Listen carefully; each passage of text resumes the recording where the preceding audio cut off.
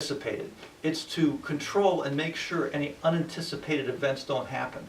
A program is the antithesis of Murphy's Law, right? It's the opposite.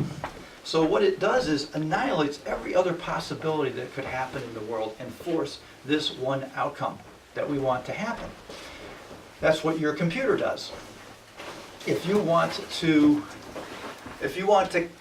make a big calculation, we used to do this when I was in college. We'd make heat flow calculations. We have this program that we set up, and we put in the inputs and the variables and the temperatures, and we'd calculate how the system would work. But we wanted to know exactly what was happening and how the system would work, and the whole design of the program was for that purpose. It wasn't going to spit out random numbers. It wasn't going to do any other thing. It was going to do just that thing that it was designed to do. So a program, by its nature, annihilates chance. So how can a program, something that destroys chance and forces one outcome, how can that arise itself by chance? I've asked that question before people and gotten no answer. No program has ever been observed to arise by chance since the dawn of scientific observation.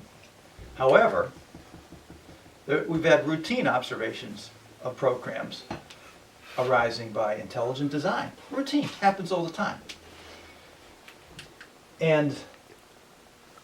But what exactly is information? So a program contains lots of information. You have a program on your almost every type of cell in your body. You have a DNA program. It's a very sophisticated program. It's incredibly miniaturized. We've not been able to do that. That's the next level that many scientists hope that maybe we would get even close to, of miniaturizing information and program. Life has it. Every single cell in your body has this incredibly miniaturized program that tells the cell exactly how to build itself, how to maintain itself, where it's gone wrong diagnostically, how to repair itself, how to reproduce itself. It is a very sophisticated program. And that means there's information, there's code, there's planning, all involved. Every program has that. So the information that is contained there, where does that information come from? And this is going to be key. So the smallest piece of information, what is that? A. Walter Smith asked me this once, and I came up with an answer, and it really wasn't right. He had a different answer, but see what you think. What's the smallest piece of information that you can imagine? A jot or a tittle. A jot or a tittle, okay. Like in the Bible, a jot or a tittle, right? The smallest. Period. There you go, period. A period. Anybody else? I said a byte, right? So in computer programming, you got zeros and ones. Everything's binary in computer programming, 0, 1, 0, 0, 1, 1, 0. And I said, well, a byte. And your Walter Smith said, no.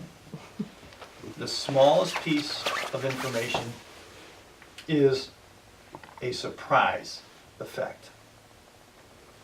So now we're going to talk about this. This is so central, and this is important. It's what everything is going to hang upon. So some of the very famous mathematicians and the founders of the whole field of information science, Shannon and this guy named Wiener and von Neumann. So these are giants in the mathematics field. Anybody, right? You probably heard of them. As far as information science. So let's talk about what a surprise effect is. A surprise effect is something that cannot be predicted simply by natural law or by the laws of nature or the system. So for example, Carl Sagan was famous for developing this. We're going to looking for extraterrestrial intelligence. So setting up these big disks that would look for radar signals from far deep in the universe, right? And there are radar waves. There are all kinds of electromagnetic waves coming in from the universe. But how is he going to separate out intelligence from all the static. Anybody got an idea? How does he know it's intelligent? When something different happens. When something different happens, when something that is not predictable by just natural law. So once they had a signal that went, they found beep, beep, beep, beep, beep, beep, radio waves, they're repeatable, beep, beep, beep, oh my goodness, is this something? And then, well, actually, it's a rotating pulsar. So there are certain stars that have a magnetic field that are rotating, and so they had a repeatable pattern. Beep, beep, beep, beep, but it wasn't actually a signal. Now what if you got a signal that came in that all of a sudden went beep, beep, beep, dit, dit, dit, beep, beep, beep, and then it waited again, it came back in beep, beep, beep, that, beep, beep, beep.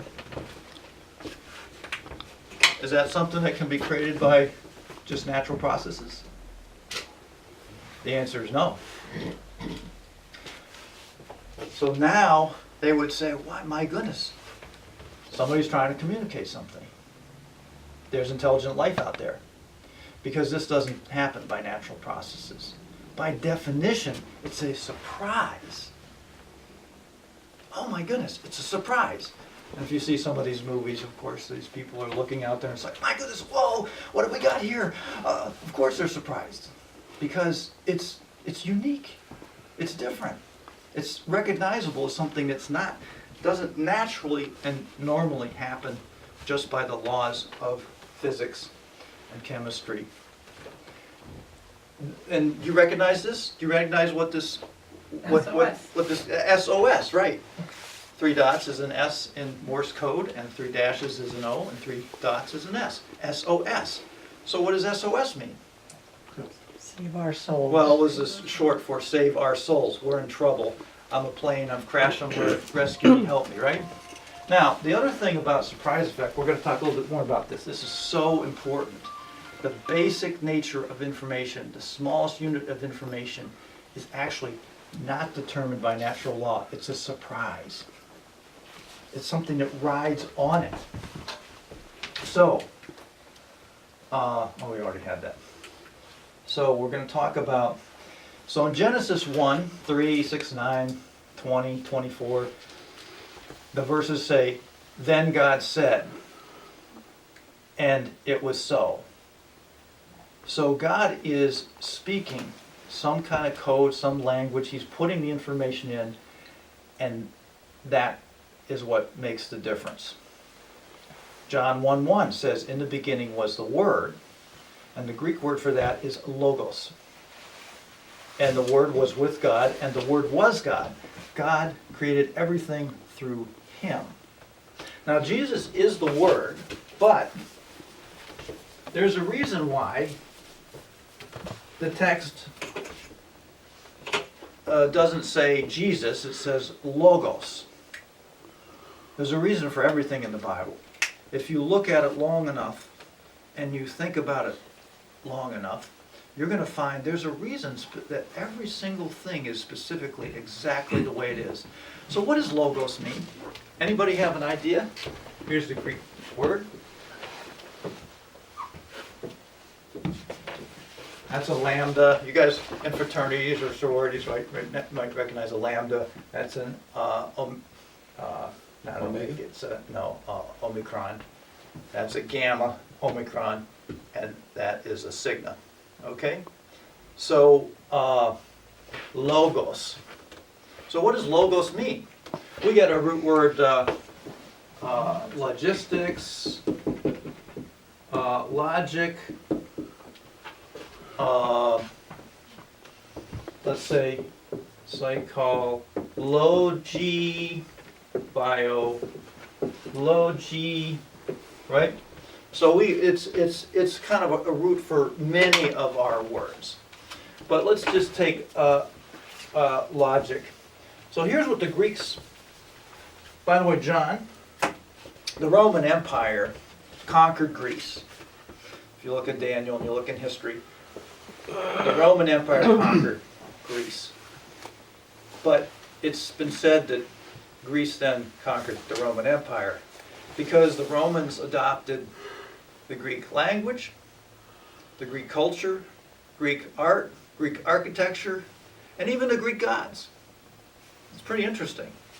So Greek was pretty fundamental in the Roman Empire and basically widespread in Greek philosophy and Greek ways of thinking. So John is talking to people who are familiar with this.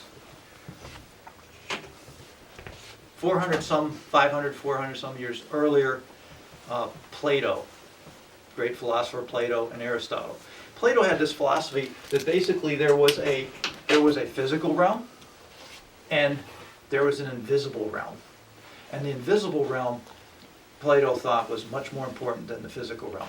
The invisible realm is the realm of ideas, the realm of information, the realm of logos. And the physical realm is sort of subservient to that, and it's not as important. Now they had a division, they kind of downplayed the physical world, and the invisible world, the world of ideas, was much more important. And I don't think God necessarily says that. They interact. The physical world is so important that God chose to come into the physical world and become a living being to redeem it.